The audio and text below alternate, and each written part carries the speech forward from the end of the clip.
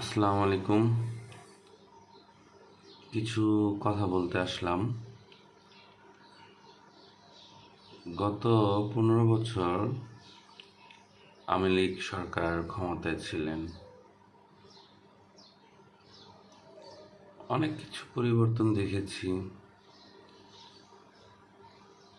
3 tram ক্ষমতায় ছিলেন, চতুর্থ ট্রামে অল্প কয়েকটা মাস ক্ষমতায় ছিলেন। এরপরে অন্তর্বর্তীকালীন সরকার আসলেন। এই অন্তর্বর্তীকালীন সরকারের সাবেক উপদেষ্টা, প্রেস সচিব, মানে তাদের কর্মকাণ্ড দেখে এমন মনে হলো যে আমরা এরকম সরকার, অদ্ভুত সরকার মানুষের চোখে পড়েছে কিনা আমি জানি না। মানে তারা কি কথা বলতো, কি কাজ করতো, কি এজেন্ডা নিয়ে আসছে, তাদের মাথায় কি আছে, তারা কি চিন্তা করতেছে, কি বলতেছে, মানে কোনো ব্যালেন্স ছিল না, কোনো নিয়ন্ত্রণ ছিল না। এবং তাদের থেকে জন্ম নেওয়া সংগঠন তথাকথিত জুলাই যোদ্ধা এবং জুলাই নেতৃত্বদানকারী যেই সংগঠন এনসিপির যেই নেতারা এখন এমপি হয়েছে আর কি,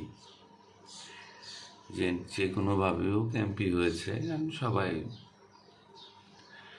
5 জন না 6 জন জানি এমপি হয়েছে আর কি। তো কিছু কিছু বিষয় তাদের ব্যাপারে একটু বলি। তারা যখন অন্তর্বর্তীকালীন সরকার ক্ষমতায় ছিল, তারা কিন্তু এতই দাপট দেখিয়েছে বাংলাদেশে, মনে হচ্ছিল যে কোনো দল, কোনো সংগঠন ওদের কাছে কিছুই না, পানি ভাত। হ্যাঁ, ওরা এত দাপট, এত ক্ষমতা, এত পাওয়ার, যে জায়গা যা খায়া দিমু, এরকম কথাবার্তা আর কি। হ্যাঁ, এদিক দা মংলা মাসুদ, হ্যাঁ, হান্নান মাসুদ আর কি, কথা বলতে মুখ দিয়ে থুতু বের হয়। হ্যাঁ, গরিবের পোলা এখন কোটিপতি, হাজার হাজার কোটি টাকার মালিক হয়ে গেছে, শত শত কোটি টাকার মালিক হয়ে গেছে রাতারাতি। প্রত্যেকেই দামি দামি গাড়ি নিয়ে চলাফেরা করে, লাক্সারি লাইফ লিড করে, দামি বাসায় বাড়িতে ফ্ল্যাট কিনে থাকে। একটা বিশাল পরিবর্তন হয়ে গেছে না তাদের। ডোনাল্ড ট্রাম্প একটা কার্ড দেখায় বলছিল যে $29 মিলিয়ন দেওয়া হয়েছে বাংলাদেশে রেজিম চেঞ্জ করার জন্য। এবং আমরা বিভিন্ন মিডিয়ার মাধ্যমেও জেনেছি ভারত হয়ে আরও $21 মিলিয়ন ঢুকেছে রেজিম চেঞ্জ করার জন্য। একটা সময় দেখবেন, ডোনাল্ড ট্রাম্প বলেছিল, তাদের ছবি বড় বড় আকারে পত্রপত্রিকায় আসবে এবং তারা খুব ধনী, তারা খুব পয়সাওয়ালা প্রকাশ পাবে। এটাই কি এনসিপি?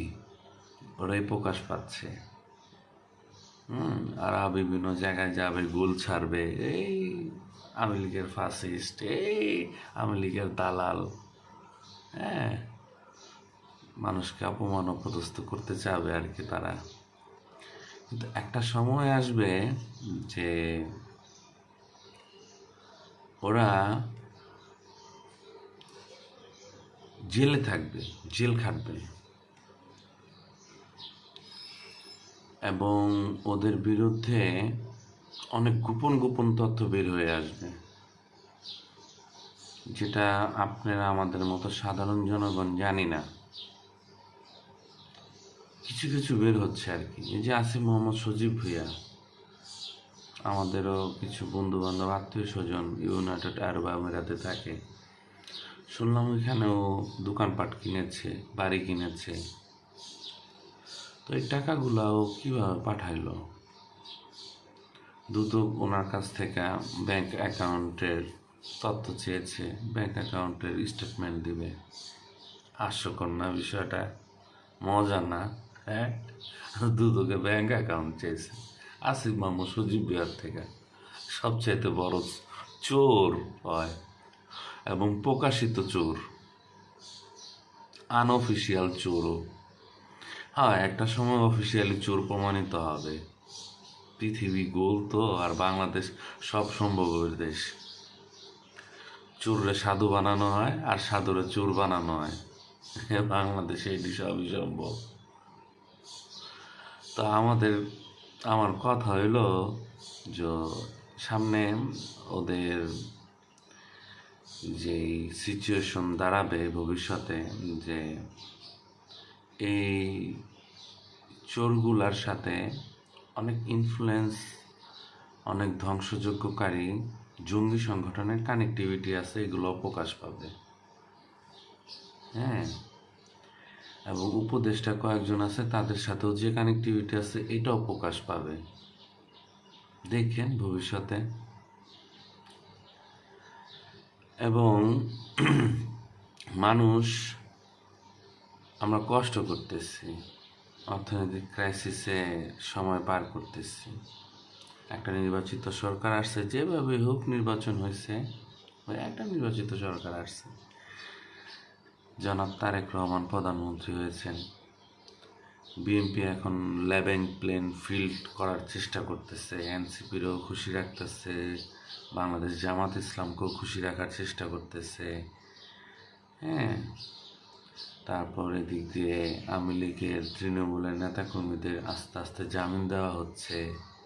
একটা লেভেল প্লেইং ফিল্ড তৈরি করার চেষ্টা করতেছে, যেন দেশের অর্থনীতিটা ভালো হয়। এটা তারেক জিয়া চিন্তা ভাবনা করতেছে। পরিস্থিতি দেখে কিন্তু তাই মনে হচ্ছে আর কি। এখন পরিস্থিতি সামনে কোন দিকে টার্ন করে, কি হয় না হয়, এটা পরিস্থিতি বলে দেবে আর কি, রাজনৈতিক পরিস্থিতি।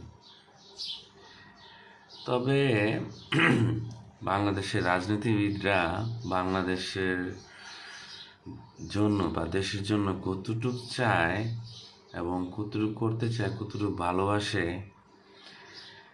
এটা আসলে বাংলাদেশের জনগণ, 99% জনগণ বিশ্বাস করে না আর কি। হ্যাঁ, তো বিশ্বাস করলে 80%, 90%ই ভোট পড়তো। মানুষের, জনগণের বিশ্বাস হারায় গেছে রাজনীতিবিদদের উপরে। তার উপর যে বাটপাড়ি অন্তর্বর্তীকালীন সরকার গেল, আবার যে একটা ধোঁকাবাজি আন্দোলন হইল, যেটাকে বিপ্লব বলে, গণঅভ্যুত্থান বলে, জুলাই আন্দোলন বলে, তো এটা তো পুরাই বাটপাড়ি, এটা স্বঘোষিত বাটপাড়ি। আর বাটপাড়ি ইউনূসে সে তত্ত্বাবধায়ক সরকারের 12ই ফেব্রুয়ারি নির্বাচনের 2 দিন আগে পাশ করায়, সে বিবিএপির গ্যাজেট পাশ করায় আর কি, তার নিরাপত্তার জন্য। মানে কি ছাগলের ছাগল! আল্লাহ, দেশে, বাংলাদেশে সবই মানে আমরা দেখে ফেললাম গত 18-20 মাসে, মজার মজার জিনিস। এখন বিএনপি সরকার ক্ষমতায় আসছে, দেখা যাক জনগণের জন্য কি করে, বিভিন্ন রাজনৈতিক দলের জন্য কি করে। হ্যাঁ, কারণ আমরা কেউ রাজনীতির বাইরে না, প্রত্যেকটা মানুষ রাজনৈতিক অংশ। রাজনৈতিক একটা সিদ্ধান্ত যদি সঠিক হয়, এটা জনগণের জন্য ভালো হয়। রাজনৈতিক একটা সিদ্ধান্ত যদি ভুল হয়, এটা জনগণের জন্য ক্ষতি হয়। আর পিটার হাস্কি বাংলাদেশে কি সিলিন্ডার মানে গ্যাস বিক্রি করতেছে মনে হয়? তো শুনলাম পিটার হাস বলে বাংলাদেশে গ্যাস বিক্রি করতেছে। কারণ গ্যাস মুখ দিয়ে বিক্রি করতেছে না ওর জায়গা দিয়ে বিক্রি করতেছে, এটা আমি জানি না, কিন্তু গ্যাস বিক্রি করতেছে। একটা কোম্পানির উপদেষ্টাও গ্যাস বিক্রি করতেছে। ও চাইতেছে গ্যাস বাংলাদেশ ওর কোম্পানির থেকেই কিনুক, অন্য কোম্পানি থেকে কিনুন যেত না, যতটুকু শুনছি আর কি, সত্যতা জানি না। তো গ্যাসের দাম এখনও ঠিক হয় নাই কেন? নির্বাচিত সরকার আসছে, তারপর দ্রব্যমূল্য দাম হুট করে এই রমজানের ভিতরে সব বাইরে গেল গা। এতই বাড়লো যে এক একটা পণ্যের এক একটা কাঁচামালের দাম 10 টাকা, 20 টাকা, 30 টাকা, 40 টাকা, 50 টাকা, 100 টাকা পর্যন্ত বৃদ্ধি পেয়ে গেছে। মানুষ